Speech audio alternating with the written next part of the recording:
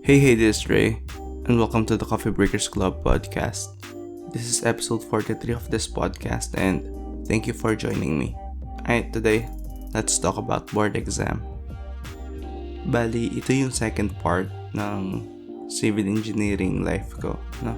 So, after graduating, obviously, I'll be taking the board exam para maging licensed civil engineer. And this particular one is what we've been preparing for the past 5 years, diba?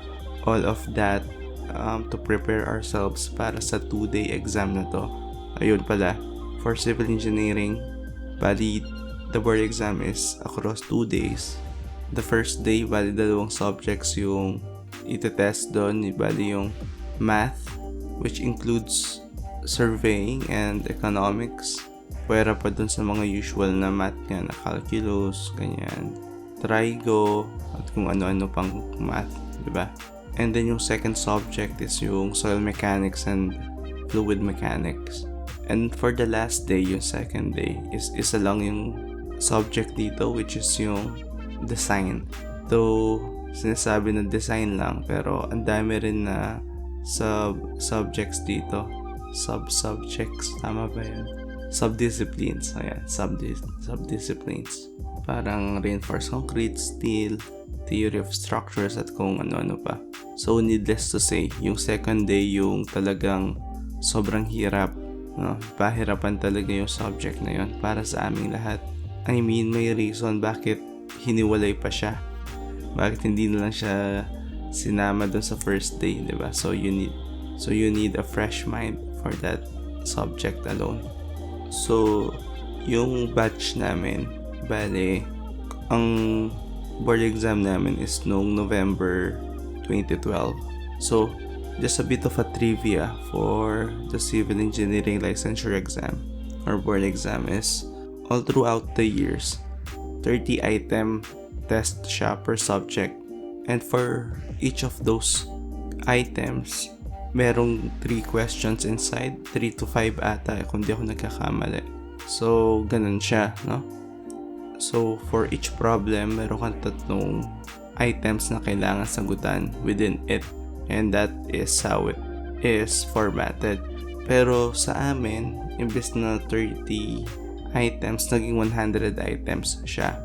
And for that year, 2012, yung first na nag-take ng ganitong format is yung May 2012 takers, and then kami yung second batch, kumbaga. Now, why is this a big deal back then? Kasi nga, since ito yung first time na mangyayari yon, lahat ng review references is per yung mga previous exams, diba? So, lahat sila is formatted, or actually, the same questions talaga ng mga previous exams. So, wala kaming reference, no, ng bagong format. So, hindi namin alam kung ano talaga yung mga questions, how difficult are they, ganyan-ganyan. So, it's a bit of a worry kasi nga, yun nga, kumbaga, we'll be going to the battle blindly, kumbaga. Fortunately, kami yung second batch. So, yung mga first batch, sila talaga yung pinakakawawa, kumbaga, diba? Pero, ayun, na-share naman nila na kung ano yung pinaka-format, ano yung caliber ng mga questions and whatnot. So, going in, para sa amin, meron kaming idea, pero again, wala kaming reference na super kapareho nung exam namin. So, even the review centers nun, they tried to change their strategies on how to conduct their reviews. Ay, sa review mismo, hindi naman nagbago, pero yung how they do their mock exams, mga ganon. Iniba nila konti yung questions nila or mga problems na pinapasolve sa amin. But then again, before mag-board exam mismo, kailangan mag-review muna, which is, ito talaga yung kumbaga, for that 2-day battle, we'll be equipping ourselves, no, for the next 6 months, right after graduation, tapos hanggang mag-November, which is yung exam proper. So, bali 6 months. So, una namin ginawa, syempre, kailangan namin pumunta ng Manila, no, to find a house na tutuluyan namin for 6 months. And then, yung magiging roommates ko dito is yung mga college friends ko talaga. Para meron kaming small group and then, ayun, sila yung magiging kasama ko. All boys kami, composed of 4 boys. Kumbaga. And then, ayun, naghanap kami ng room or a boarding house, an apartment, kahit ano, basta pasok sa budget, tsaka pasok sa criteria namin. I guess, sa pagkakaalala ko yung pinaka-criteria namin is dapat walking distance siya papunta dun sa review center. So, yung kinuha naming review center is yung RI, Review Innovations ata yung meaning niya. So, ayun, ayaw naming mag-jeep pa, ganon, para lang makapunta sa review center mismo. So, dapat walking distance siya at the same time, pasok siya sa budget namin. And for the 4 of us, wala naman sobrang yaman talaga. And we are actually working in a very tight budget talaga. So, yun yung pinaka-challenge, diba? And then, medyo late na kaming naghanap ng bahay actually, which is medyo dumb on our part na dapat medyo mas maaga kami naghanap. Pero ayun nga, medyo late na. So, pagpunta namin, halos yung mga ideal, I think puno na or meron ng occupants, meron ng tenants, no? So, napunta kami dun sa isang street, no, sa Sampaloc, is ang pangalan, Pakita Street, Pakita. Malapit lang siya sa mas well-known na streets like yung P-Campa, ganyan. Siya yung pinakadulo, no? Siya yung pinakadulong street and it's actually much narrower than the other streets and actually siya yata yung pinakamababa. So, nung bumaha, sobrang taas ng baha sa Pakita Street na yan. But, nonetheless, nakahanap kami ng room doon. Yung pinakabahay is yung wooden old shack na bahay na parang kinonvert lang into boarding house, parang ganyan. Then we got the biggest room kasi nga 4 kami. So, dalawang double deck. Yan, ganyan siya. And then, nasa amin yung yung front window. Alam niyo yung window sa mga old or ancestral house? Ganon siya. And yeah, kinuha namin siya kasi unang-una, pagod na kami nun. Nakailang ikot na kami, no? Parang sobrang hapon na nun. Tapos, gusto na namin umuwi. And then at the same time, sobrang mura niya. Kasi, 5,000 pesos lang siya per month, no? So, yung maganda pa dito, included na daw yung water at saka yung electricity. O, diba? Parang sobrang sulit niya. Pero meron lang rule sa kuryente, bawal gumamit ng plancha. And that includes yung rice cooker at saka water boiler. I think any appliance na matakaw sa kuryente, yung mga heat generating na appliances, bawal. Yung pwede lang sa amin, syempre, mag-charge ng phone, ganyan, laptop. Doon wala naman nagla-laptop sa amin nun. Ng electric fan, 2, ganyan. So, yung mga usual stuff lang. And then, since bawal kaming gumamit ng rice cooker, nagtanong na lang kami kung pwede kami makagamit nung stove nila. And they agreed na pwede yung namin gamitin yung stove nila, pero magbibigay kami ng extra 150 pesos per month. So, 5,000 pesos plus 150 pesos per month. Kung i-divide yun ng 4, yung total expense namin para sa bahay, no? Which includes gas, water, and electricity is 1,287.5. Diba?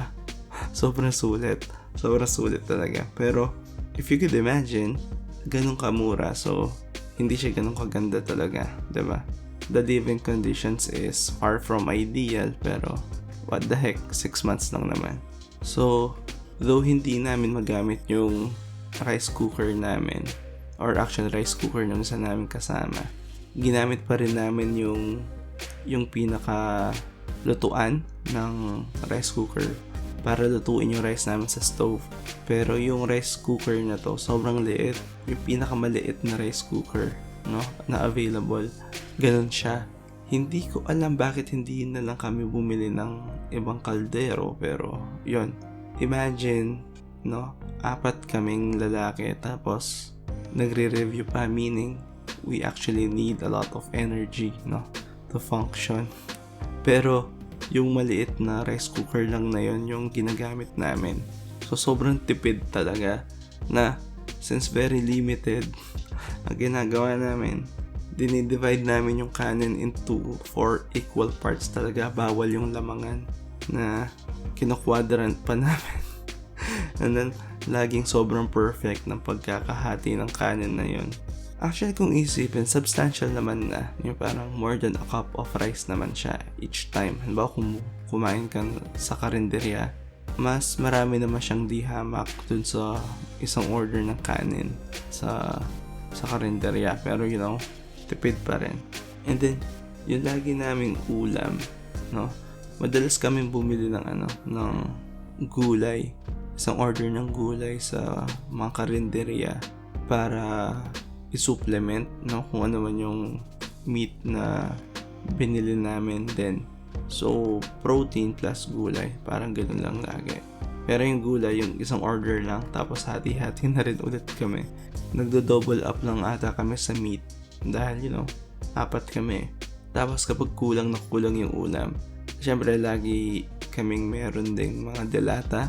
And then meron isang delata na tuna, no, na hanggang ngayon hindi ko pa siya kinakain ulit kasi sobrang napurga ako sa kanya. Parang nagsawa ako sa lasa niya during that time.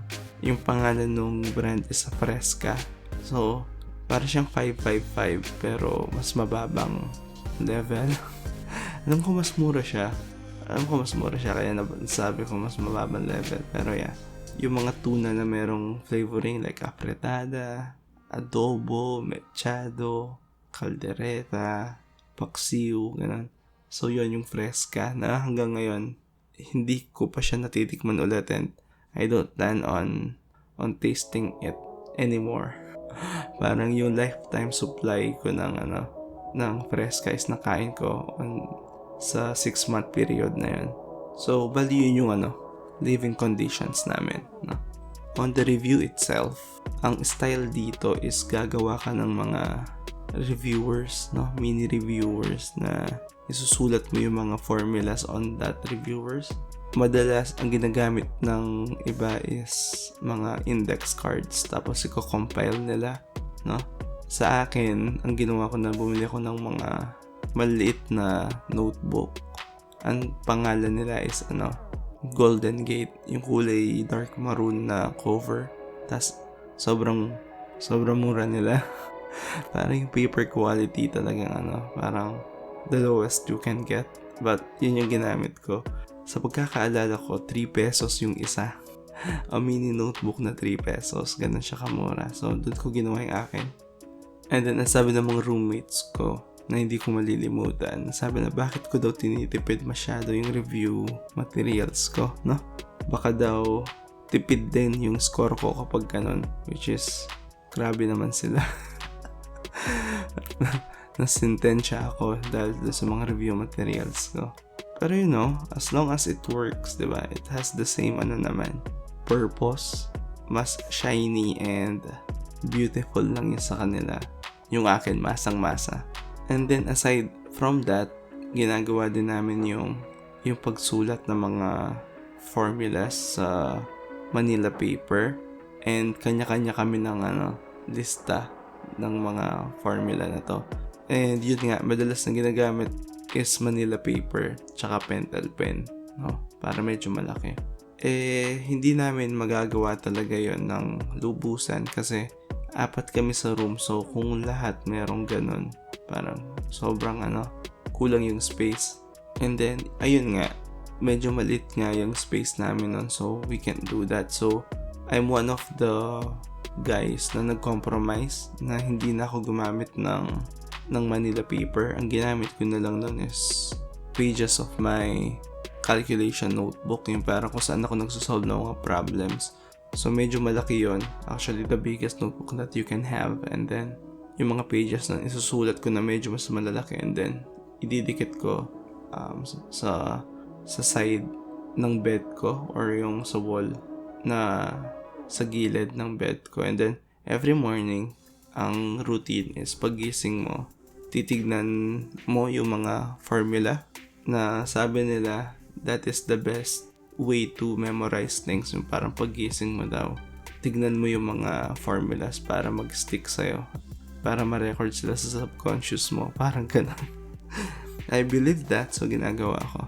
Kumbaga sobrang blanco mo pa, diba, paggising mo. So yung una mong makikita, mag-stick sa'yo according to them. Wala naman yatang science behind that, but sa panahong to, lahat ng mga advice na nagme-make sense or even na halfway making sense, pwede na papatulan mo na. Whatever that can help you pass, gagawin mo talaga.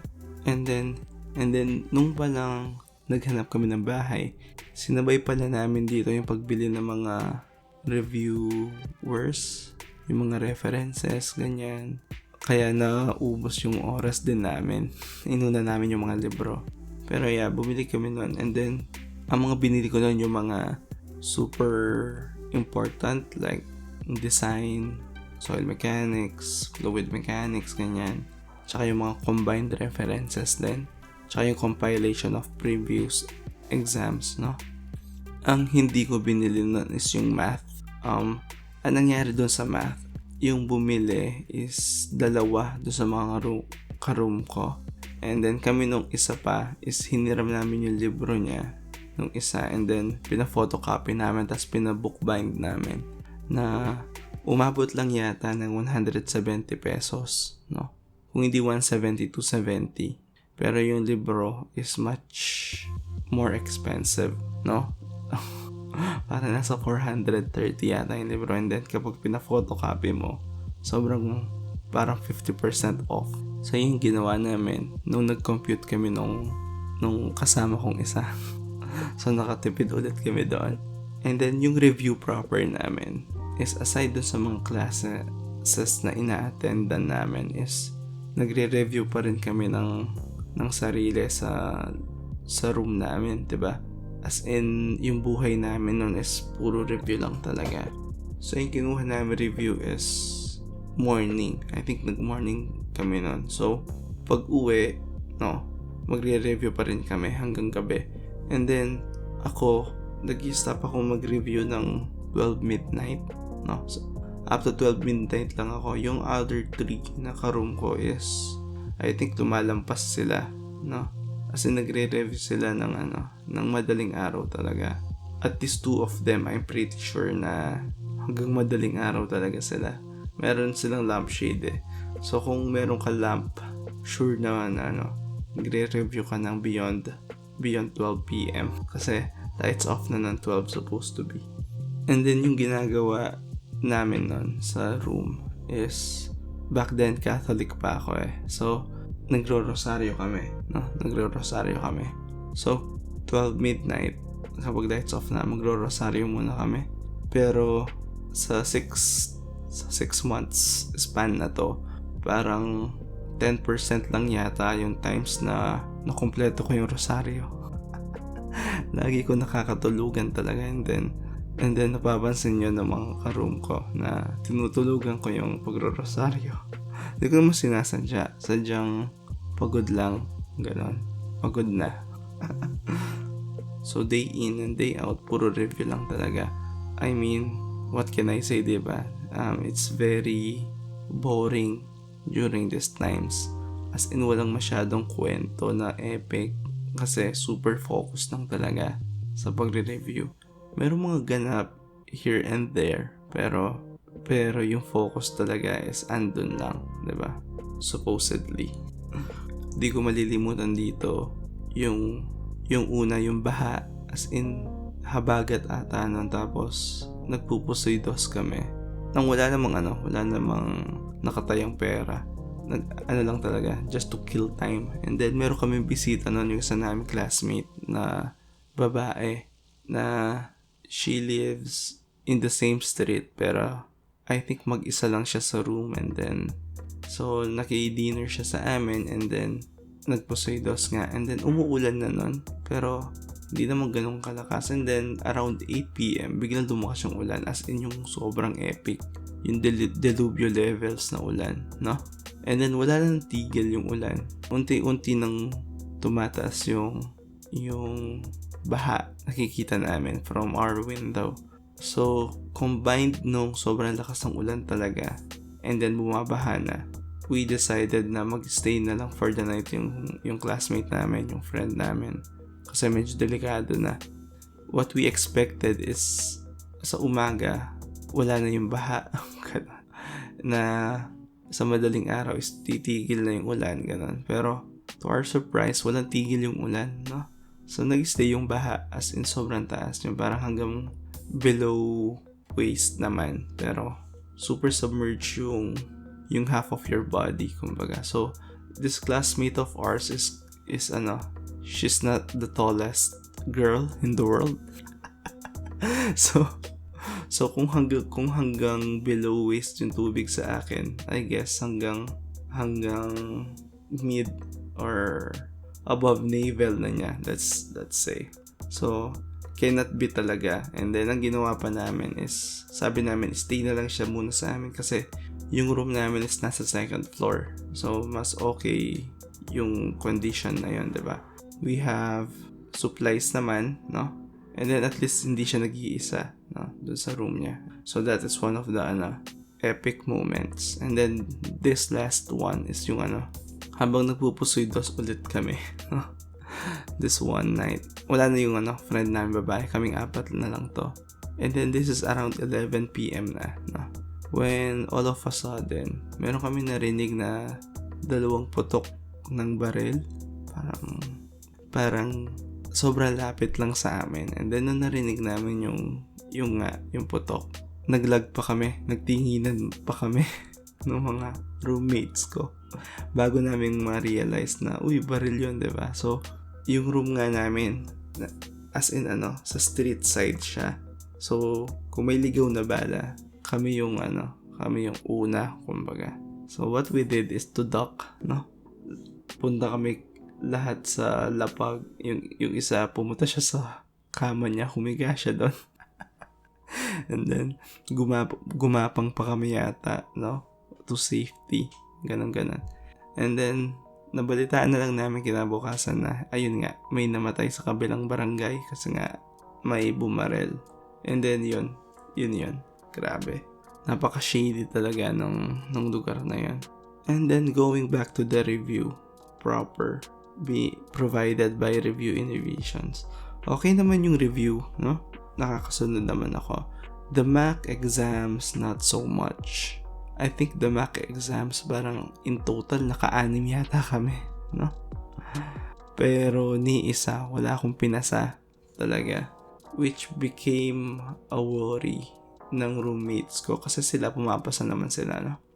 Na, diba nga natutulog ako na maaga, yung 12 midnight, tulog na ako noon, promise. Yung parang pinag-uusapan na pala nila ako na what if daw bumagsak ako, ganun.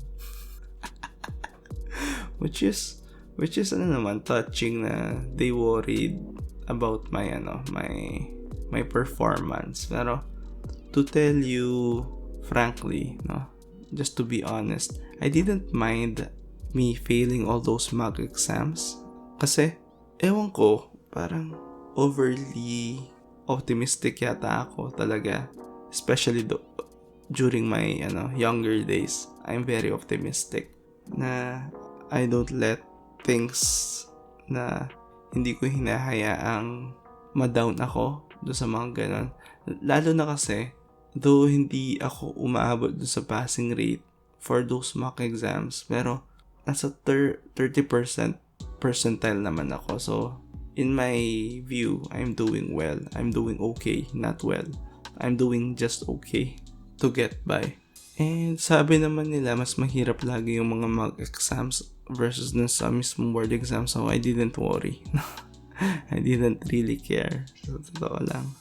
Pero this one, yung pinaka super mock exam na inorganize ng RI is sa Central Colleges of the Philippines. I think malapit ito sa SM Santa Mesa. First time ko makapunta nun sa area na yun, and even now, I haven't been in that area. Ayun, yun yung super mag exam doon ginawa. And then, ito lang yung pinasa ko sa lahat ng mock exam ng RI nun. 'Di ba? Pasang-awa lang yata. Nonetheless, a pass is a pass. And with that super mock exam, that is the end of our review and refresher days. No? Kumbaga, the next big one will be the actual board exam. Na nung lumabas na yung room assignments, medyo swerte kasi na-assign ako sa may Menjola lang yung La Consolacion College. And then doon ako mag-exam for that 2 days.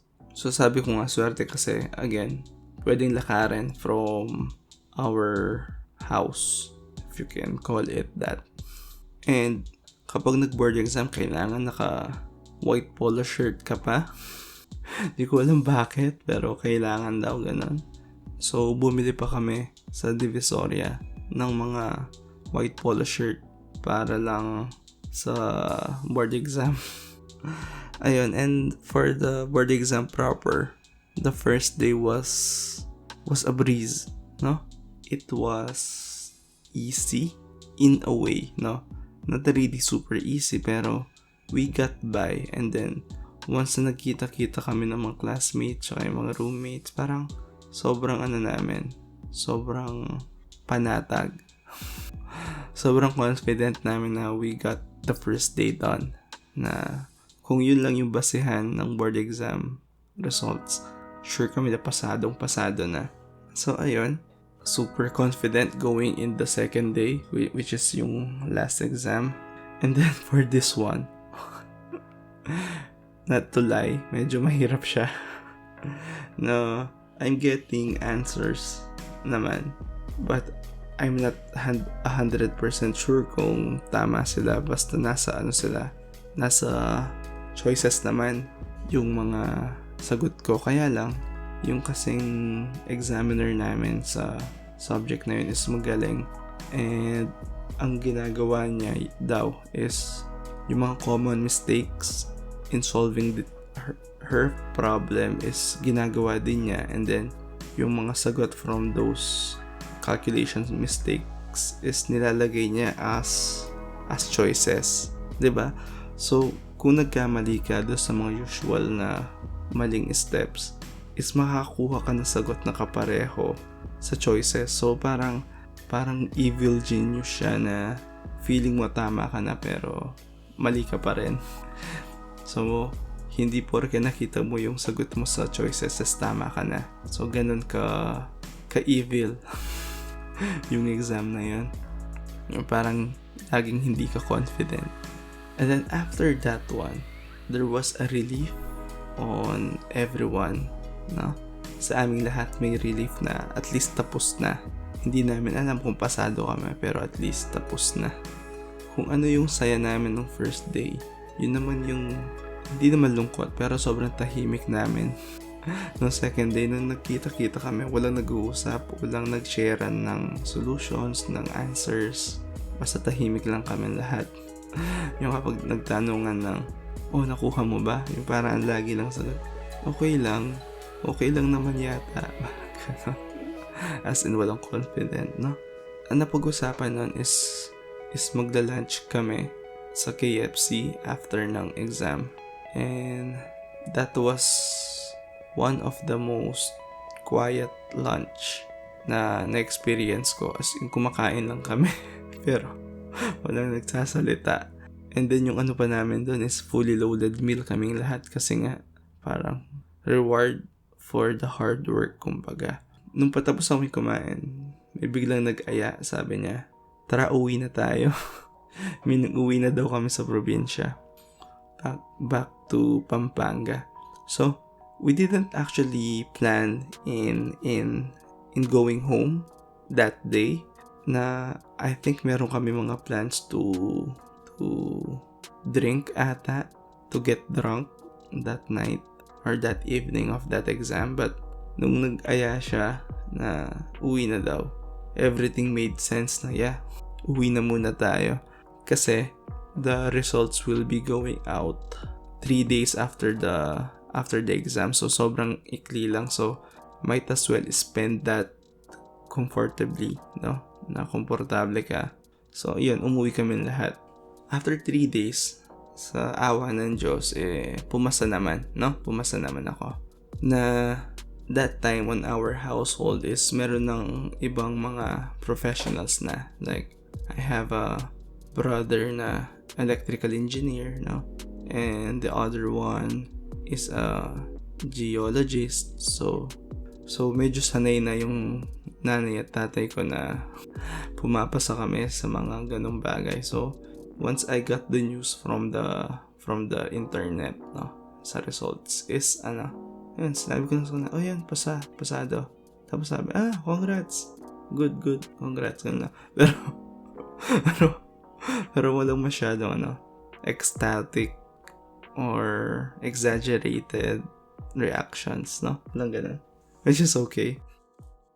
And then, ayun nga, during the review days kasi hindi ako masyadong nag-Facebook, no?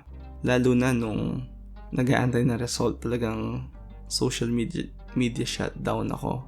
As in, wala rin akong masyadong text nun, as in complete isolation muna. Kasi nga, kabadong lahat, diba? Pero pumasa na yun, nag-login na ulit sa Facebook, sobrang dami nagko-congratulate.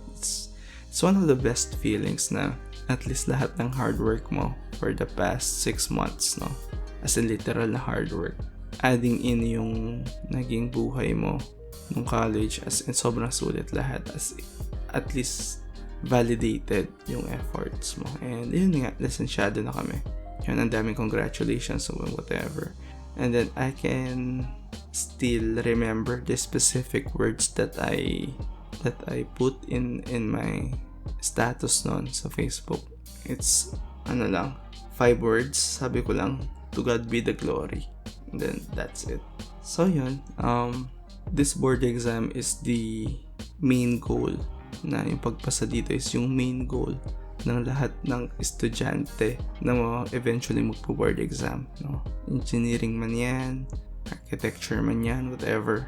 Pero hindi mo mapagkakaila na kapag estudyante ka pala, ito talaga yung main goal mo, na that is the end of, that is the end goal, the main end goal, diba? Pero upon passing, no, you'll realize that it's actually the start, no? It's not the end, it's actually the start. Na parang ito yung classic na an end of something is the beginning of something else, parang ganun. And it's true, it's the beginning of your professional life, which is another topic. Diba? So with that, let's go to our train 1 questions. 1, naranasan mo din bang mag-board? 2, how did you handle the pressure? Ano yung mga coping mechanism mo? 3, anong pakiramdam nung lumabas yung results? Whatever the results were, ano yung pakiramdam? Siya naman, the coffee break is over. Catch you in the next one. Cheers.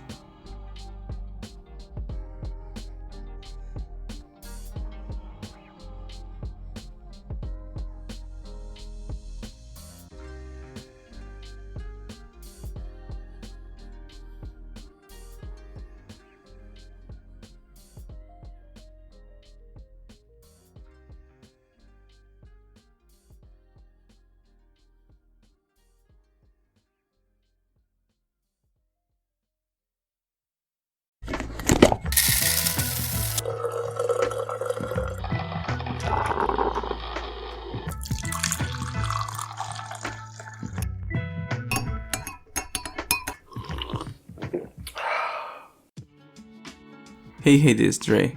Welcome to the Coffee Breakers Club podcast. This is episode 44 of this podcast and thank you for joining me. Alright, today, let's talk about toys. So aside sa paglalaro sa labas, sa kalye. Isa sa mga inaatupag ko nung bata ako is maglaro gamit yung mga laruan ko, no? Now, when I say play with them, I really do play with them to the point na I could spend hours just sitting on the floor.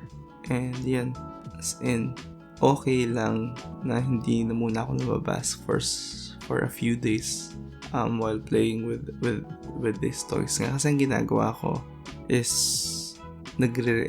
nagre-reenact ako ng mga napapanood ko sa TV. Like, sample napanood ko yung Ghost Fighter, diba?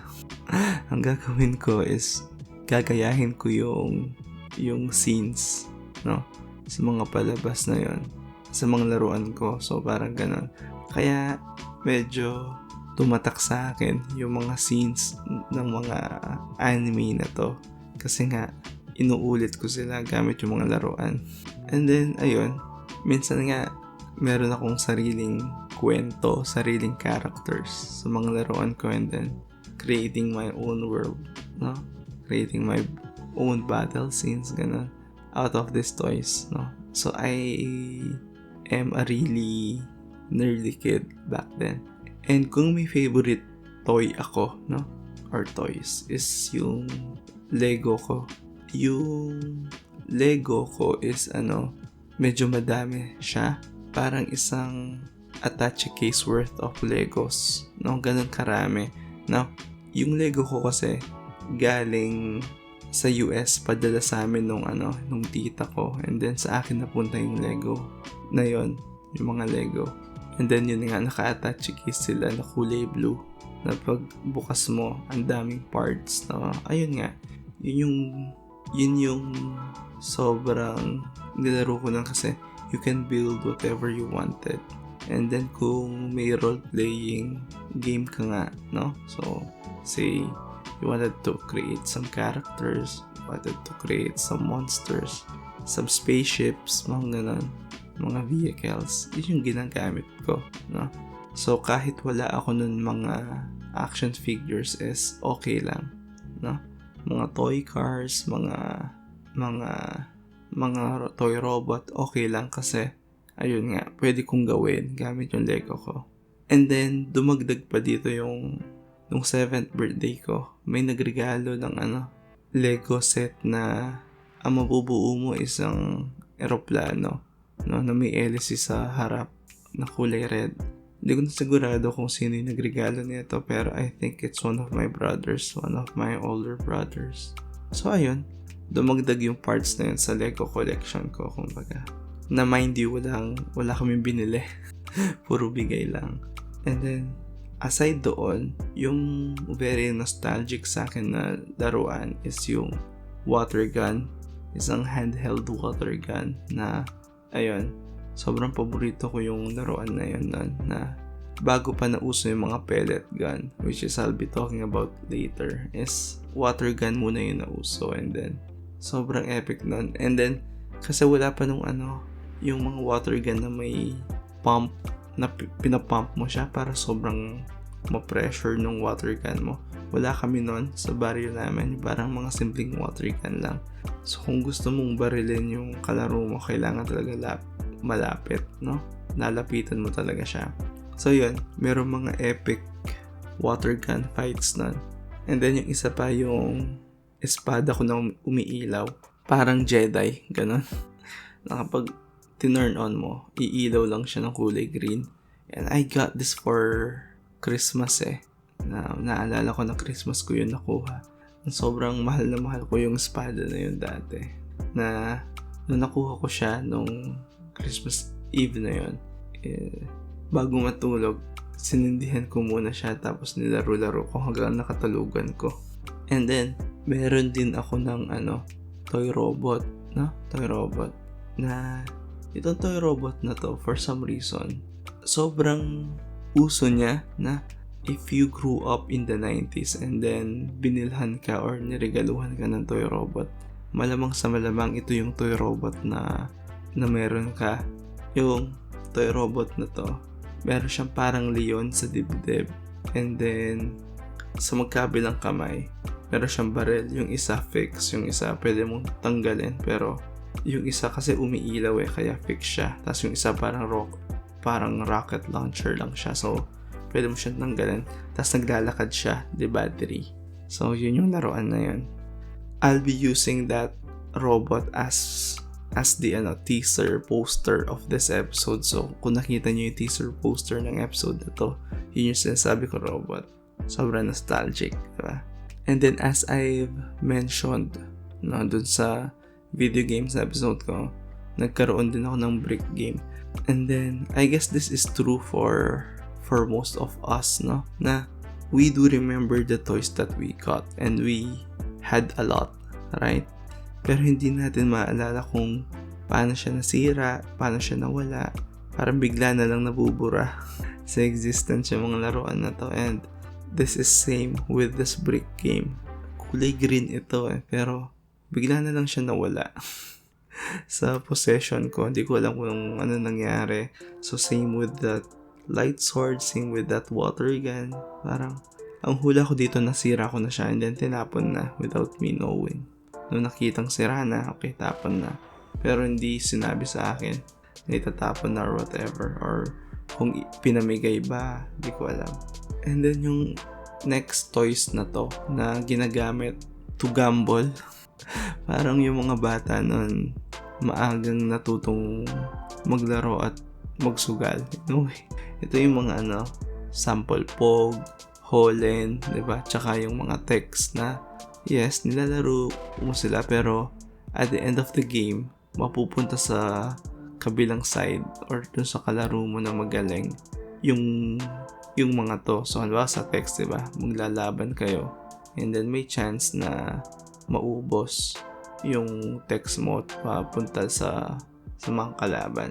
So, for POG, hindi ako masyado nakapag-POG kasi medyo may kamahalan yung mga POG, no? So, nagkaroon ako pero hindi ganun kadami. Sa Holen naman, ito, nilaro ko to din pero hindi ako masyado magaling sa Holen, no? Wala ako masyadong talent sa Holen na I'm one of the kids na kagad nauubos yung mga Holen. Pero dito sa text, no? Dito ako magaling. Dito ako, kung sa Holen tsaka POG, medyo bobo ako sa text. Sobrang ko dito. Sobrang nag-excel. Na ang ginagawa kasi kapag nagte-text, kapag natalo mo na yung kalaban, bibigyan mo siya ng konting balato like 5 pieces or 10 pieces kung mabait ka, diba? So ako, ginagawa ko rin yun. So, bawa, natalo ko na siya, yung parang around 50 pieces yung nakuha ko sa kanya. Bibigyan ko siya ng 5 to 10 pieces nga. Tapos ang gagawin niya, lalabanan niya ulit ako gamit yung mga balato ko sa kanya, diba? Tapos matatalo ko ulit siya, tapos hihingi ulit siya ng balato, and then yun na yung cycle. So ayun, and then same with anything else, biglang nawala din yung mga text ko. Pero I could remember a bit na majority ng mga texts pinamigay ko lang nung nagsawa na ako, pero hindi lahat. And then na-addict din ako sa sa trumpo. Parang yung trumpo dati 5 pesos may trumpo ka na. Tapos as in legit na 2-inch na pa ako yung sa mga trumpo. So kapag may tinamaan ka, talagang masusugatan siya, no? So yun yung mga nilalaro din namin nun, trumpo. Ang ginagawa pa nga ng iba, no? Is nilalagyan ng mga thumbtacks. Babalutan nila ng thumbtacks yung trumpo nila para maging shiny at metal yung trumpo nila. And then, gumagawa rin kami ng mga sarili naming toys nun. So, sample yung mga saranggola namin. Kami yung gumagawa ng sariling sikap, yung paggawa ng saranggola. And, I think, until now, marunong pa akong gumawa ng saranggola. Like, walis ting-ting, either plastic or dyaryo yung ginagamit namin para sa saranggola. Mas maganda yung plastic actually. Mas mabilis lumipad kasi magaan. Pero yeah, tas sinulid lang. Kung medyo may kaya kayo, bibili ka PC. Yung yung ginagamit sa mga lobo. Pero kung hindi masyado, pwede na yung medyo makapal na sinulid. Pero hindi ako talented magpalipad ng saranggola nun. I mean, kailangan ko ng tulong para mapalipad siya nung una. Pero to maintain it in the air, kayang-kaya ko na yun. No? Kayang-kaya ko na. Yung lang, initial launch lang. Yung hindi ako masyadong magaling.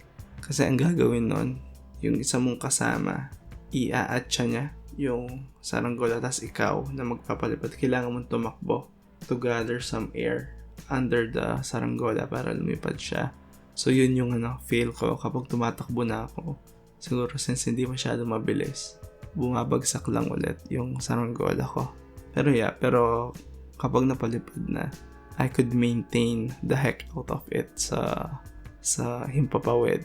Airborne yan kahit buong magdamag, kahit buong araw. And then, meron pa kaming isang DIY na laruan, no? Ito yung gamit yung kawayan. Is gagawa kami ng barel. Pero yung bala, mga aratilis, yung mga hilaw na aratilis, yung kulay green pa. Tapos yung mechanism, gamit lang goma. Tapos makakagawa ka na ng DIY na barel na kawayan, goma, at saka aratilis bilang bala. And quite honestly, ang sakit ng aratilis kapag tinamaan ka. I'll try to find a picture of that gun kung merong ibang gumagawa pwera sa baryo namin. Kung meron. Kasi ang hirap niyang explain. And then, right after that, doon na uso yung yung mga pellet gun nga, no? Yung Desert Eagle. As in modeled after handguns, yung mga pellet guns, no? And then, ayun, nagkaroon din ako neto na for some reason yung nabili ko, ang hirap niyang kasahin, ang hirap niyang kasa. So, ang ginagawa ko for the initial use is pinapakasa ko doon sa kalaro ko na much older and stronger than me. And then, nung na-loosen up na siya, ayun, okay naman, no?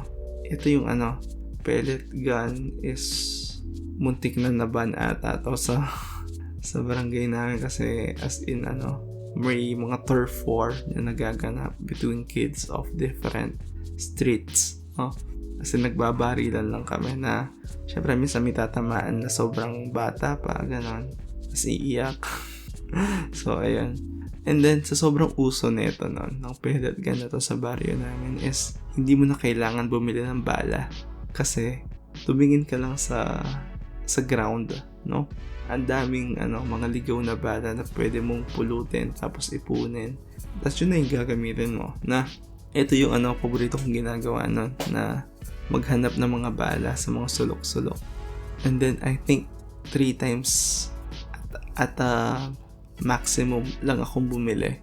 As in legit, pupulutin mo lang sila sa ground talaga. Na nakaipon ako ng isang bote ng bottled water, ng absolute bottled water na puro bala lang. Ang ginagawa ko pa nga, binababad ko sila sa tubig para luminis ng konti, ganun. Ayun, masaya. And then biglang nauso dito nung mga let's go. Yung let's go na tinatawag namin is ito yung mga Tamiya cars, no? Yung let's go, yun yung pangalan ng anime eh. So yung binili ko nun is yung Magnum. Yun yung isa sa mga let's go nung bida sa anime. So yun yung akin. And then nagkaroon din ako ng iba't iba pa. I think nagkaroon ako nung black nung second season nung Magnum. Basta na-addict kaming lahat nun sa let's go. Now, para sa let's go, walang say yung let's go mo kung pinapagana mo lang siya sa kalsada or sa loob ng bahay kasi wala siyang direction. As in, on how they are made, they are not actually running in a straight line, no? As in, paikot-ikot sila minsan, ganun, na sa sobrang bilis kapag nag-collide siya sa isa pader, pwedeng masira yung let's go mo. So, buti na lang merong isang household sa baryo namin na bumili ng racetrack. And then ang ginagawa niya is pwede mo siyang arkilahin, no? Yung racetrack niya. I think 15 pesos 1 hour. And then yung track is tatlong let's go yung pwedeng magsabay-sabay na i-race. So, gagawin namin nun, patak-patak kami ng mga friends ko. Tapos, ayun, doon kami maglalaban-laban. Now, meron pang isang catch sa paglaro ng Let's Go. Kung yung gamit mong baterya is ever ready lang, ganun, energizer, sobrang bagal ng Let's Go mo. Tapos, sobrang gastos din kasi ang lakas kumonsumo ng baterya ng Let's Go, diba? So, dapat nun meron kang chargeable na battery. Tawag namin chargeable batteries na parang double A batteries lang sila pero pwede mo silang i-recharge. Sobrang astig.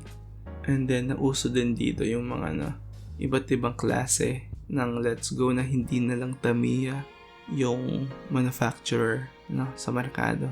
Meron din dito yung tawag is oldie na tatak. Tapos iba-iba yung mga dinamo.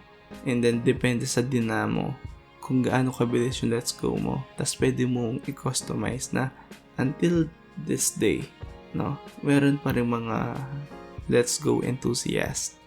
Yung mga itsura ng mga Let's Go nila is pang mayaman na, kung ano-ano yung mga gears, mga setups, mga accessories at kung ano-ano pa. So ayun, good times, diba? And then yung gusto ko sa Let's Go nun is ikaw yung mismo yung mag-a-assemble. Sobrang pangit kapag yung Let's Go mo is pre-assembled na. Parang half of the fun is taken out, kumbaga. Lalo na yung paglagay mo ng mga stickers nun. Tapos meron pang mga, yung iba doon, yung ibang parts kailangan screwdriver. Kailangan ng screwdriver. So yun, sobrang saya. And then the last toy na naalala kong nilaro ko, this is around grade 4, grade 5, is yung Beyblade. No? Beyblade. For Beyblade, ang sobrang astig sa Beyblade nun is like Let's Go, meron siyang anime, diba? So, you can pretend na you're one of those characters sa Beyblade anime nun. And then, sa sobrang addict ko sa Beyblade nun, kinumpleto ko yung 4 na bida, yung Beyblade nung 4 na bida. Nalimutan ko kung ano may mga pangalan ng mga Beyblade din, pero modeled sila after the 4 mythical beast ng China, yung Dragon, Phoenix, yung White Tiger, tsaka yung Black Tortoise, parang ganun. So, kinumpleto ko yun. And then, para laruin nito, kung wala nung stadium na tinatawag is, pwede na yung mga planggana, mga batsa, ganun. And then, sobrang astig pa kapag naglalaban. Kapag yung merong nag-i-spark, no? And then, akala namin dati, sa sobrang epic or lakas ng mga Beyblade is nag-i-spark yung bakal. Ngayon pala hindi. Yung mga nag-i-spark lang is yung merong parang bato siya na meron din ito sa mga lighter. Alam mo na kayo na yung pangalan, pero yung starter na lighter, diba? Yung nag-i-spark, yun din yun. Huwag kayong papeke, diba? And then naging OA na nun, or hindi na masaya nun eventually, kasi yung ginagawa ng iba is bumibili sila ng mga bakal na pagkalaki-laking bakal para ilagay sa Beyblade nila. Kasi yung Beyblade para umikot, meron siyang bakal, no? Pero yung pinaka-blade niya is plastic lang din, no? Pero yung iba, yung bumibili sila ng OA na bakal sa sobrang bigat. Tapos kapag nilabanan mo na simple lang yung Beyblade mo, masisira yung Beyblade mo, babasag siya. So, ayun, because of that, hindi na naging masaya, and eventually nag-die down yung popularity ng Beyblade namin dahil sa mga pasikat na debacle na yung Beyblades nila. They took the fun out of it, kumbaga. And then, as I've said, this is the last toy that I got into. Parang nung nauso yung Crash Gear, merong Crash Gear Hindi ko nagustuhan yung Crash Gear, so hindi ako bumili nun. yung Crash Gear, parang kapag pinagsama mo yung Beyblade at saka Let's Go, ayun, Crash Gear na siya. So, ayun, eventually all of these toys, or at least yung mga natira, no? Yung mga nag-survive ng childhood ko is pinamigay namin eventually. Yung pinaka-last na hinold ko sa mga toys na toys is yung Lego, no? As in, up to high school ko, andun pa rin yung mga Lego na yun. Lahat ng ibang toys is wala na, pero andun pa rin yung mga Lego. And then eventually, pinamana ko siya dun sa isa sa mga pamangkin ko, no? Dun ko na ni-let go. Parang last piece of my childhood is, binigay ko na, ganun. Parang on to the next generation, kumbaga. So yun yung again, isa sa mga nagpakompleto nung childhood ko, yung mga laruan, diba? And then yung mga laruan ngayon, yung mga action figures, ganun, sobrang epic na parang they are borderline collection pieces na and not for kids to play around na. So yeah. So with that, let's go to our 3-in-1 questions. Una, ano yung pinaka-paborito mong laruan from your childhood? Pangalawa, ano yung pangarap mong laruan na hindi mo nakuha? And then the third one, nakapagpalipad ka na rin ba ng saranggola? Ayun, siya nawa. The coffee break is over. Catch you in the next one. Cheers!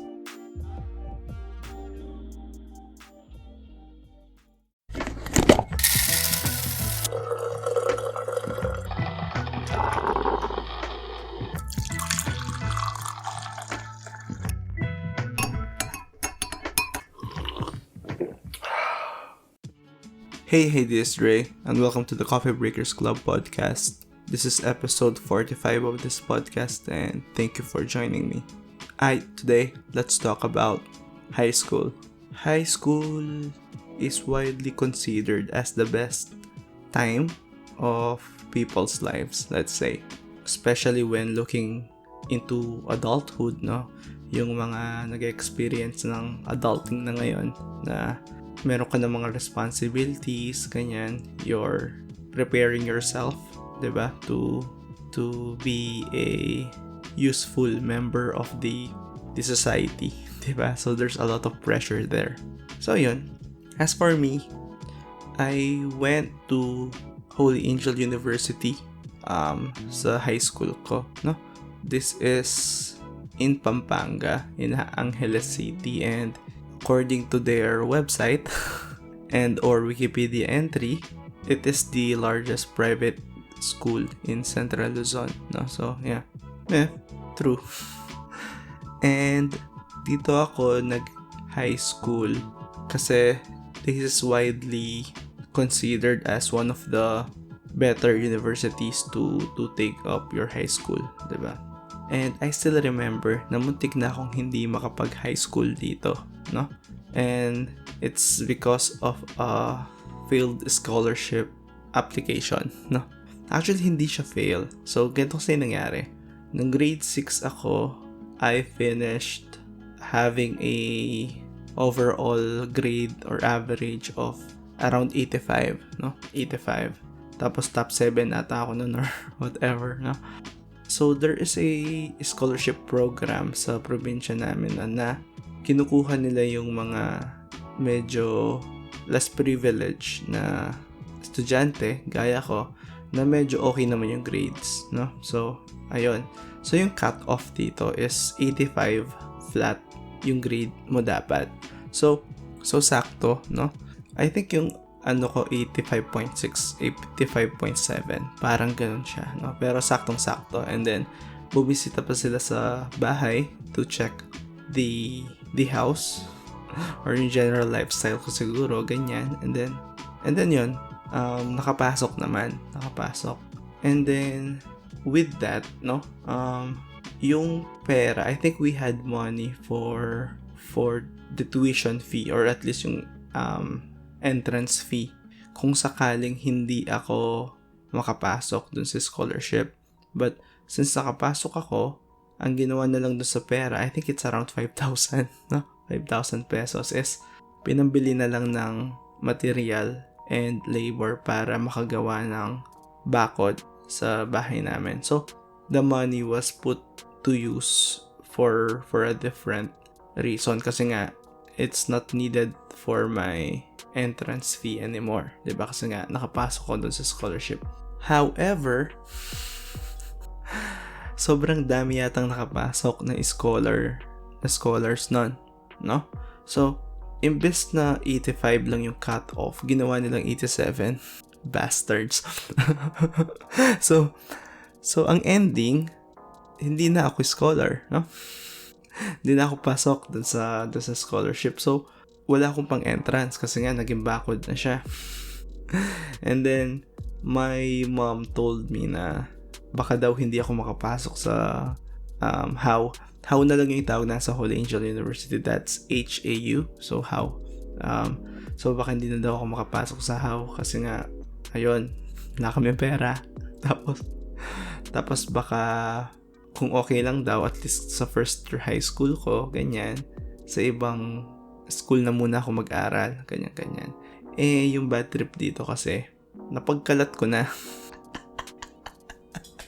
na doon ako mag-aaral sa mga kaklase ko, ganyan, nung elementary, diba? Tapos, very few lang yung mag-aaral sa Holy noon na kilala na ako sino yung supposedly papasok sa how.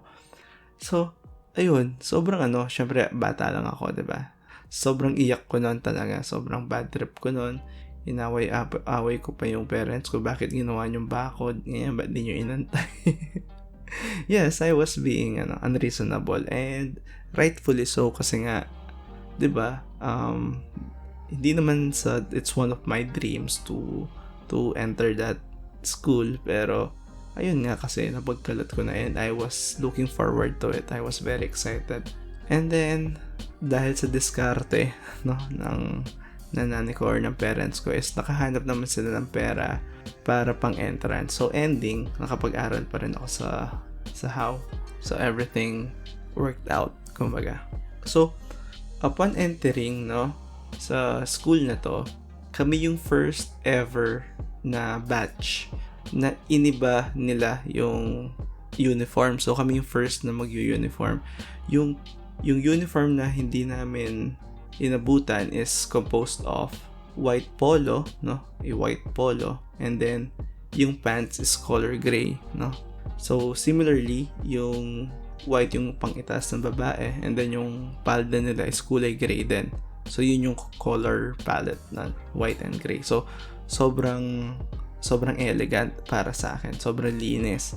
And then, yung ginawa sa amin, yung batch namin, ang kulay ng polo namin and yung, ano bang tawag sa mga pambabae? Blouse ba? Kunyari blouse na lang. Hindi ko alam yung tawag eh. Pero yung tela, special tela siya na nabibili lang sa university namin. So, hindi ka pwedeng bumili ng generic na polo shirt na kulay white. Ay, ng polo pala na kulay white. So, kailangan mong bilhin yung tela sa school. So, ang inisip namin dito, parang kunyari, para maging special yung uniform, pero it's one way for them to make money. And then, ayun, So, ganun siya. So, yung tela, ganito siya. Parang, may mga debossed na HAU letters all throughout the fabric. So, hindi naman siya halata kung di mo titignan na malapitan kasi maliliit lang sila. Pero, ayun nga, meron nga naka-debossed na HAU, di ba? Tapos, okay lang sana na ganun siya, pero ang kulay nito is very off-white. As in borderline cream yung kulay. So, ganun siya, And then, buti na lang, pwede pa rin kami mag-black pants, kaming mga boys. So, that polo, using that fabric, pero black pants. So, hindi masyadong masama. Yung hindi masyadong okay yung palda ng mga babae. Kasi, yung kulay yung color palette ng Holy Angel, guys, maroon and gold, Maroon and gold. So, yung palda ng mga high school students or yung mga first year students nun is kulay checkered na maroon and gold. So, yan. So, ganun yung uniform namin na I think that time walang fan nung uniform na yon, especially kami na nagsusuot. Kasi yun nga, mukha ng kupas yung polo namin kasi nga kulay cream. Tapos yung palda ng mga babae, ganyan parang Pasko. So, sobrang bad trip namin nun. Kasi hindi namin inabutan yung white and gray. No? So, dagdag pa dito yung, syempre kami yung first year, no? Dagdag pa dito yung we wanted to look older or mas mature. Pero halatang halata na first year ka kasi nga dahil sa uniform, ibang-iba kami. Diba? Parang in-outcast nila kami. Kasi kung gano'n na lang din, dapat in-apply na on that school year for every year, kumbaga. Diba? From freshman to senior dapat. Pero I understand na sayang yung uniform para sa mga 40-year students. So, din nila ginawa. Pero yun. And then aside doon, meron din kami mga patch sa bulsa ng uniform or blouse ng freshman, sophomore, junior, tsaka senior sa dibdib nga namin, sa pocket. And then lastly, meron din kami nameplate sa taas ng bulsa. And then surname, comma, first name initials, and then middle name initial. So, ganun. So, ang dali nun malaman ng mga pangalan ng mga estudyante kasi meron kang nameplate. So, halimbawa, meron kang crush. Diba? Di mo siya kilala. Tignan mo lang yung nameplate niya tapos try mo nang hulaan sa Friendster nun. Hanapin mo siya nun. Pero ang dali mang stock. Diba? So, yun yung complete uniform. And then, so, nung first year, dito na nag-start yung high school life ko, syempre. And then, nakwento ko na to dun sa performance episode ko, no? Yung dito na introduce sa amin na every year kailangan namin mag-perform sa oval ng mass dance. So, super memorable, or yung pinaka-memorable na dance nun is nung first year high school kasi ito nga yung first. So, hindi namin malilimutan to. Tapos yung tugtog nun is Mamang Sorbetero ata or something na ganun. Basta yung props namin, meron kami bell. Parang ganun. And I can still remember some of the steps ng sayaw na to. Much to my dismay. And then, dito rin na-introduce yung idea ng fun times sa amin. So, sa university namin, sa HOW, meron kami tinatawag na fun times, no? And this coincide na malapit sa intrams din. Pero, ang point lang nito is parang university days na there are a couple of nights na i-invite sila ng carnival para itayo yung mga rides sa loob ng university. And then, there will be a lot of booths, bazaar, ganyan. And then, a lot of mga events and performances sa loob ng university. May mga concerts din minsan. Kaya, depende kung ano yung na-decide ng organizers. Pero, ang masaya dito, lalo na fresh from grade 6 pa. So, batang-bata pa ako nun. So, yung mga rides, yung parang merong perya sa loob ng university. Though wala yung mga color game, ganyan. Yung mga sugal. Pero, yung mga rides andon. So, yun yung masaya. And then, ginaganap to from afternoon to evening na medyo sobrang iba nun kasi back then, from morning to afternoon yung classes and then uuwi ka na. So, this was the first time na makikita namin yung university ng gabi and mag-stay kami doon. So, dito rin namin ginagawa yung nag-explore kami sa university ng gabi para naghahanap kami ng multo, ganyan. So, yun. And then, there's a lot of things, happened during this first year. Pero, I can't really talk about them all kasi ang mangyari per year, one episode. So, I'll just share one of the more unforgettable stories nung first year ko. This is revolving around bullying. Saya, diba? So, yung biktima dito is one of our classmate. Itago ko na lang siya sa pangalang Carl. Carl na lang. Bakit Carl? Ang hirap ng pangalan na Carl, pero Carl na lang, sige. So this guy, medyo yung ano niya, yung general aura niya is a rich kid, parang ganon. Di naman spoiled rich kid, but a rich kid nonetheless. And then medyo geeky siya ng konti.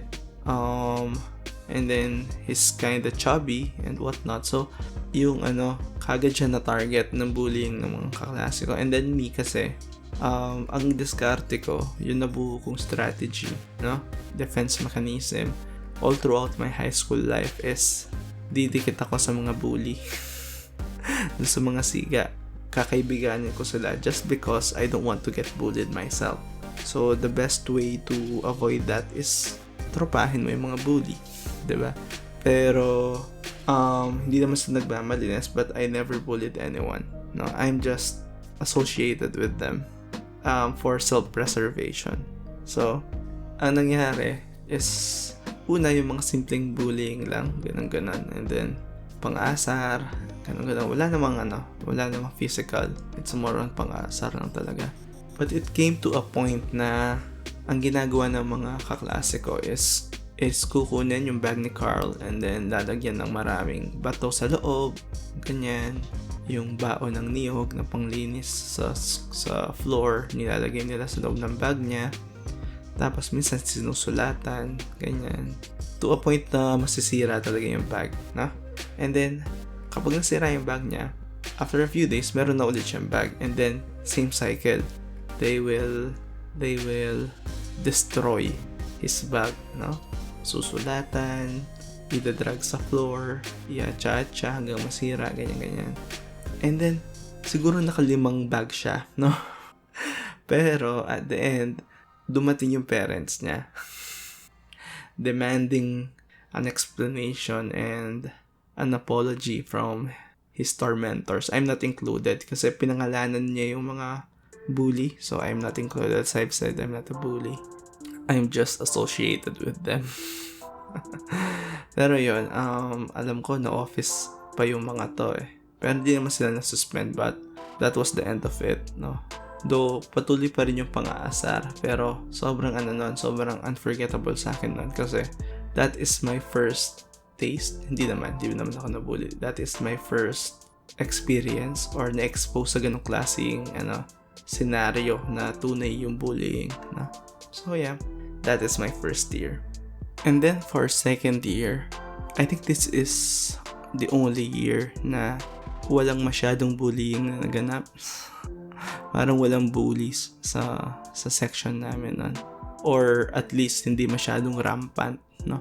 Pero dito sa second year nabuo yung parang yung concept ng barkada sa akin. First year meron ako mga friends, no? Meron ako mga nakasama, pero it's a day-to-day thing. After ng class, ganyan, wala na, tapos na, kumbaga.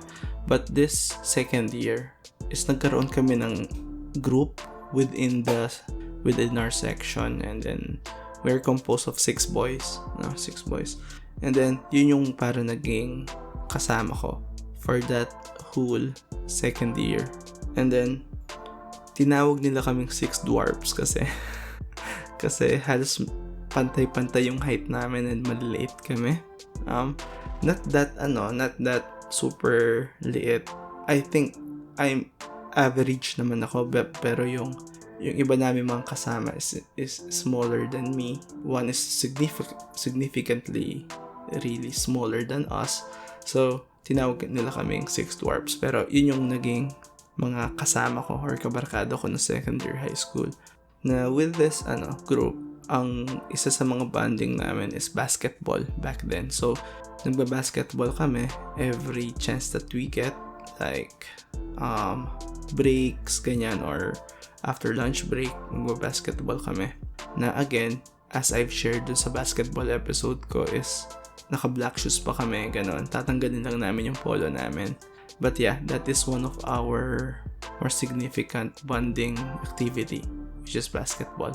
And then dito rin nag-start yung pagkahilig namin sa pag-overnight sa bahay-bahay ng mga kaklase or kabarkada. And during this time, I was living in my aunt's house, no? So during this year, hindi ako sa barrio nakatira nun, sa barrio namin. So, nakatira ako sa Angeles City.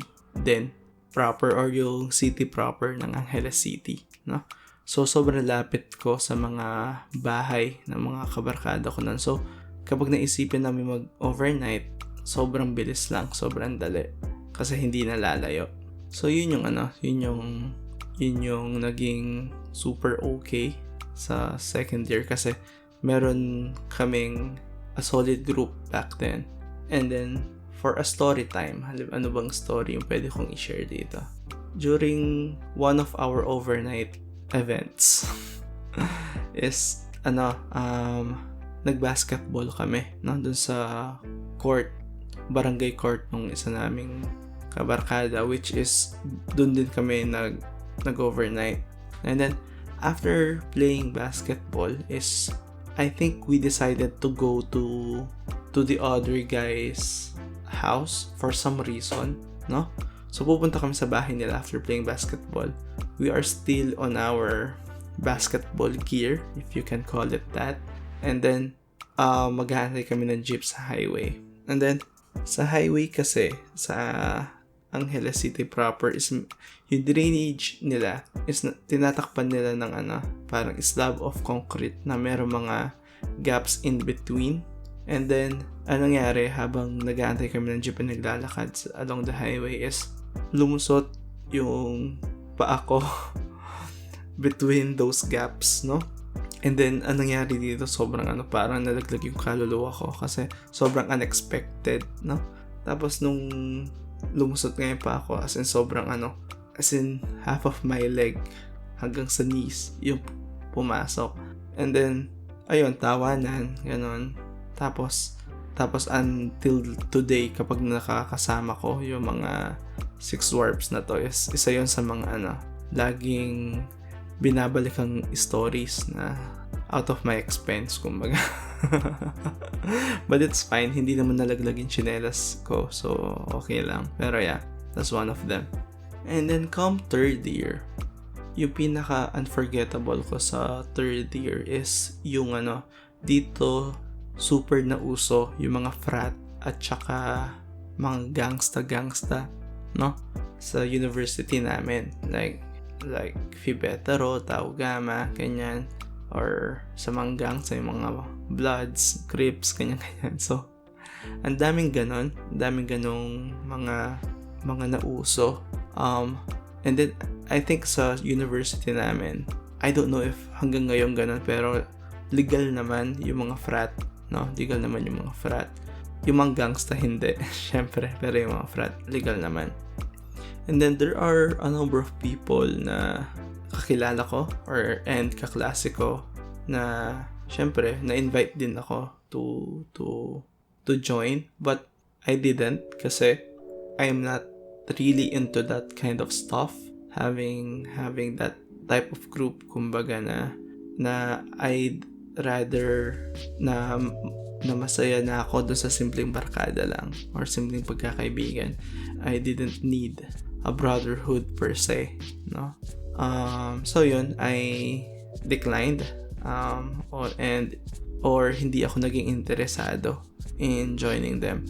But most of my classmates are, and then kadikit ko naman sila, and then kaklose ko naman, I mean. So everything is fine. Pero merong mga turf war nun sa loob ng university na hindi naman nag-escalate into a full-blown suntukan, pero there is tension na ma-feel mo na kapag nakita mo nag-grupo-grupo yung iba, tapos biglang grupo-grupo yung isang group naman, tapos alam mong may konting galit, may konting malice behind their gaze, kumbaga.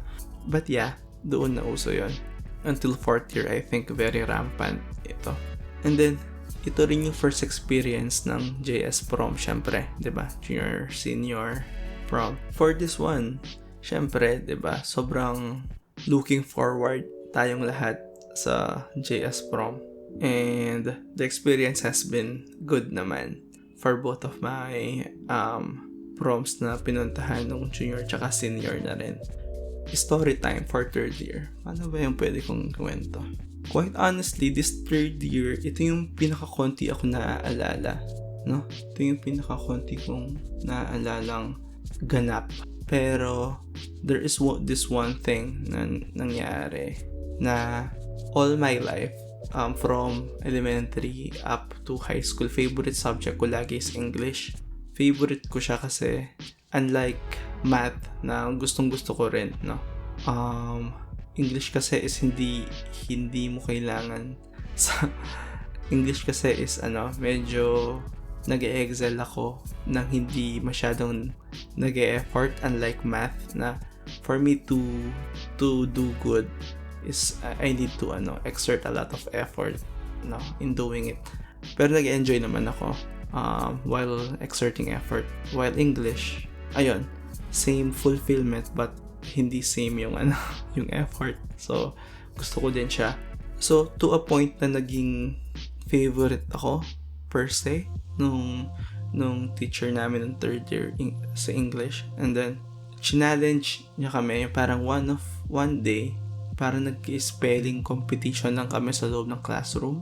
Di ko alam kung paano nangyari, pero ayun, parang spelling lang. And then yung naging kalaban ko noon, yung parang isa-isa, parang process of elimination lang, no? So, isa-isa, so, unang sabak ata ako agad, tapos tinapat ako dun sa muse namin that time. So, I think she is doing good din sa class na yun, kaya tinapat siya sa akin. And then, pina-spell niya is pronunciation, yung word na pronunciation. And then, pag sabi niya go, syempre, sinulat ko na sa board. And siya din yung muse namin. And then, upon inspecting, yung pagkaka-spell ko sa pronunciations, pronunciation, pronunciation. So, mali. Kasi, supposed to be walang O, diba? Parang pronunciation. Ang pagkaka-spell ko is pronunciation. So, mali ako, so kagad ako natalo. Na I was looking forward on that particular game kasi nga, sa edad pa lang na yon, very competitive na ako. Pero ayun, talo agad. And then, fourth year. Syempre, this is the last year of high school life, diba?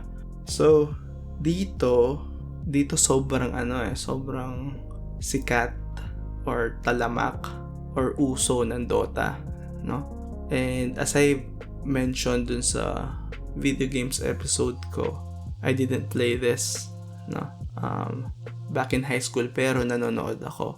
Now, back in high school, sa high school namin, hindi kami pwedeng lumabas ng university not until uwian na. So parang in a way, parang preso kami sa loob ng school.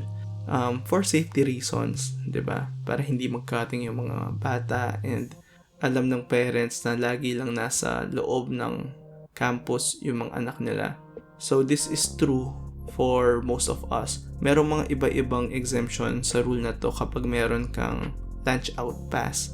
And nagkakaroon lang ng lunch out pass is yung mga estudyante na yung bahay nila is sobrang lapit, either walking distance or a 10-minute ride from the campus itself, and binibigay yon nung university. Pero para sa aming malalayo yung bahay, wala kami nito. So meaning lagi lang kaming nasa loob ng campus kapag school hours, 'di ba?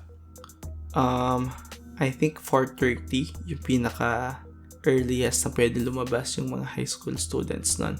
Pero yung nangyari sa amin nun is ganito. Gustong-gustong maglaro ng Dota ng mga kaklase ko during lunch break, no? So hindi na kami magla-lunch. Talaga gusto lang nila maglaro.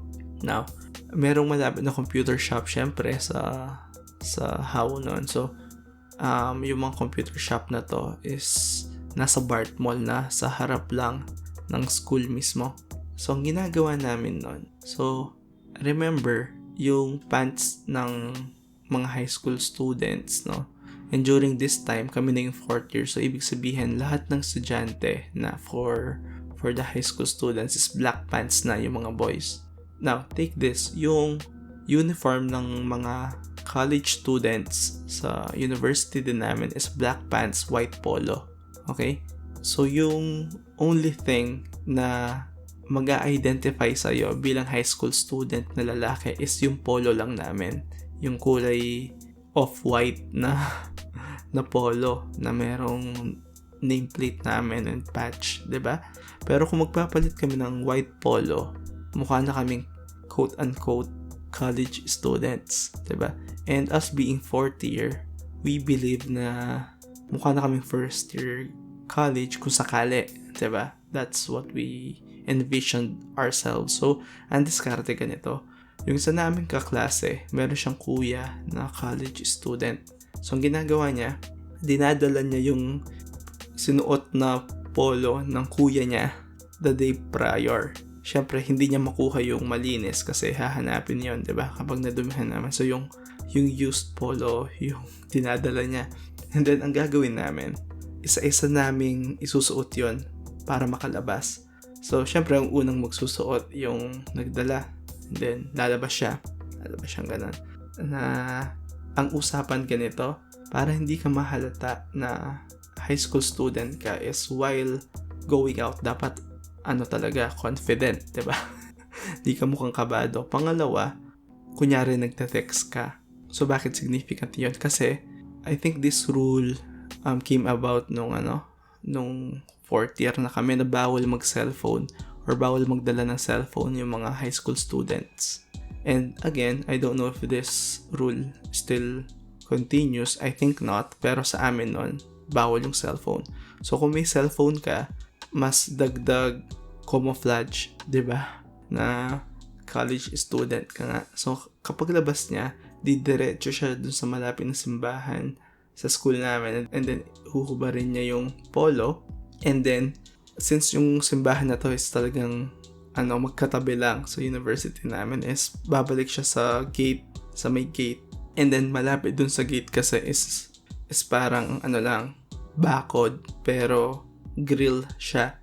So, pwede mong ipasok yung kamay mo. So, parang, alam niyo yung sa mga movies, pag nagpapalitan ng pera tsaka droga, yung mga artista, ganun. So, parang gano'n na ibibigay niya yung polo na pa-side. Tapos, pagkuha mo, diretso ka ng banyo, palit, and then, cycle repeat. So, parang 12 yata kami, minimum lagi. So, 12 times na mangyayari yon na gagawin namin. So, at the end, yung pinakahuling lalabas, sobrang lukot-lukot na yung polo. Pero nonetheless, nakalabas pa rin kami. And then, kasama yung mga kaklase ko din noon ng fourth year is natripan namin mag-jamming din, no? Jam. Na as long as merong marunong mag-gitara, no? Pwede na yun. Kahit walang marunong mag-bass tsaka drums, kakapain na lang nila. And then, yun yung first and last taste ko ng pagsali sa banda. I don't think meron pangalan yung banda namin nun, pero sobrang saya pa rin ng experience na yun. Siyempre, tinutugtog namin doon, bawa Narda, 214, gitara, ganyan, yung mga classics. Tsaka yung mga uso nung year na yun. And then, isa sa mga unforgettable din ng fourth year is yung tinatawag naming retreat, no? Na before graduating is magkakaroon ng retreat just to make us cry. Papaiyakin nila kami, and I guess for us to realize na pupunta na kami sa adulthood, so we need to be more responsible in a way, whatever. Pero yun nangyari nung retreat na to. So retreat is an overnight event, no? So pupunta kami dun sa isang retreat house sa may Lubao, Pampanga. And then everything went well naman, no? Everything went well as per intended. However, merong sobrang interesting na nangyari dito. To make sure na walang mangyaring kababalaghan during the night is naglalagay yung facilitator ng isang upuan sa may pintuan, and then merong isang baso na nakalagay na glass. So kapag binuksan mo yung pinto, no, is malalaglag yung baso and then mababasag, and that will be the alarm na binuksan mo yung pinto. So, ganun din sa pintuan ng mga girls' room. So, isang building lang siya, pero merong girls' room and then may boys' room. Ganun, no? And then, matutulog na kami. So, lights off na. Nilagay na yung upuan tsaka yung baso, so hindi na kami makakalabas. Meron naman banyo sa loob ng room na yon, so wala kaming reason to go out. Meron din tubig sa loob, so yun nga. Pero, nung nakahiga na kami lahat, biglang bumukas yung pinto namin. And then, nabigla kami. Akala namin, teacher namin or isa sa mga facilitator or whatever. Pero, laking gulat namin yung pumasok is yung mga kaklase namin babae. No? So, anong nangyari? Nabuksan nila yung pinto, tapos hindi nalaglag yung baso nila. So, ginawa. Tinanggal nila yung upuan tsaka baso dun sa pintuan ng boys. Tapos, binuksan nila yung pinto. And then, ayun na. Pumasok na sila sa room namin. Nabigla pa kami. Parang there was a moment of silence. Talaga, complete silence na. Shit, anong nangyayari? Parang gano'n. And then, nothing significantly happened, pero nalaman nila, nung mga facilitator nga, tsaka yung advisor namin na nangyari yun, na nabuksan yung pinto. I don't think there was a punishment or whatever, pero that's that, no? And speaking of graduation pala, muntik na kaming hindi mag-graduate, kuno. So, bakit? So, sabi ko nga, bawal yung cellphone, 'di ba, sa amin nun, sa mga high school students. Now, yung English teacher namin nung 4th year is the advisor then for our class, for our section. Now, habang nagde-lecture siya, biglang may tumunog na cellphone, nag-ring. Okay? So, nung nag-ring, talagang parang nag-stop yung time, na parang, what the heck, 'di ba? Merong cellphone. So, nagtanong siya. Sabi niya, whose cellphone is that? Ganon, no? Tapos walang umaamin. Yung bad trip dito, yung ringtone na yon is ringtone ng 1100, which is my phone. Or same ng phone ko, pero hindi akin yung nag-ring kasi naka-silent ako lagi. So, alam ko na hindi ako. Pero walang umaamin. Tapos, ang sabi ng teacher namin, syempre, ulit-ulit niya tinatanong, 'di ba? Kung kanino yung cellphone, pero walang umaamin nga. Ang sinabi niya, kapag walang umamin, di daw kami makakagraduate. Ganon. So, i-hold daw yung approval niya ng graduation. Pero, at the end, wala pa rin umamin. Pero, nakagraduate naman kami. Pero, hanggang ngayon, para isipan kung kanino yon. And then, merong pang blaming game na nangyari nun eh. Siguro ito. Basta akong ginawa ko. After nun, pinakita ko yung phone ko na naka-silent ako. So, and then walang missed call. So, malinis ako. And then same with the majority, nilabas nila yung phone nila para patunayan na hindi sa kanila yung phone. So, ayun. Sobrang kabado kami nun. Sobrang kabado talaga. And then this last story is about our toga pictures na ilalagay sa yearbook, no? Sa yearbook. Now, dito during this day is meron akong malaking tigyawat sa ilong na sobrang sentro and sobrang red and then sobrang laki, sobrang bad trip din, 'di ba? Na wala namang nag-acknowledge or nag-asar sa akin na meron akong tigyawat sa ilong that day kasi they know na bad trip na ako, 'di ba? Pero ayun nga, deep inside kumukulo ako nun. Sobrang bad trip na nung ako na ipipicturean, nabigla pa yung photographer. Ay, siguro naisip niya, kawawa naman to, meron siyang tigyawat sa ilong. Ano kaya yung nafe-feel niya, parang ganun. So, yung ngiti ko dun sa yearbook namin is pilit na pilit yung ngiti na yun. Pero thankfully, Photoshop has been invented na. So, they were kind enough to remove my pimple sa ilong. So, kung sino man yung gumawa ng yearbook namin, though sobrang late dumating, thank you pa rin. Tinanggal mo yung tigyawa sa ilong ko. And then, to his credit, or to her credit, malinis naman yung pagkaka-Photoshop, hindi halata. So, kudos. And then, ayun, graduation na. And I think nung graduation namin is isa sa mga pinakamatagal na graduation sa balat ng lupa. Kasi I think nasa 17 sections kami, no? So tatawagin yun isa-isa, ganyan-ganyan na after ng section namin, no? I think pang 7 or 8 section kami na tinawag. After nun, kwentuhan na lang kami. Yung iba natutulog, ganyan, sa graduation proper. Sobrang kawawa ng mga sections na medyo sa bandang dulo kasi una, pumapalakpak pa yung mga tao. Pero anong bandang huli na wala na pumapalakpak, siguro sobrang napagod, nangawit, diba? Sobrang sakit ng mga palad nila, ganyan, na wala na pumapalakpak, sobrang lungkot. Kundi na lang yung mga parents nila. Pero yun yung special sa graduation namin kasi sobrang dami namin. And yes, that is my high school life. Though, syempre, I have shared sobrang konti lang. Yung parang surface level na kwento lang to or sharing. Kasi between first year and fourth year, there's a lot that had happened. No, there's so many things that happened na I guess you could relate din, diba? Hindi mo pwedeng makwento lahat. And yung mga nakwento ko ngayon is more on kung ano yung ano yung immediately naisip kong kwento. Just the things na nag-stick out the most sa akin, no? Pero sobrang dami pa talaga. And hopefully you find this relatable, no? Hopefully with this episode nag-reminisce ka rin ng sarili mong high school life and kung ano yung mga nangyari. Kung matamis man yan o mapait, those memories are still what makes you, kumbaga, diba?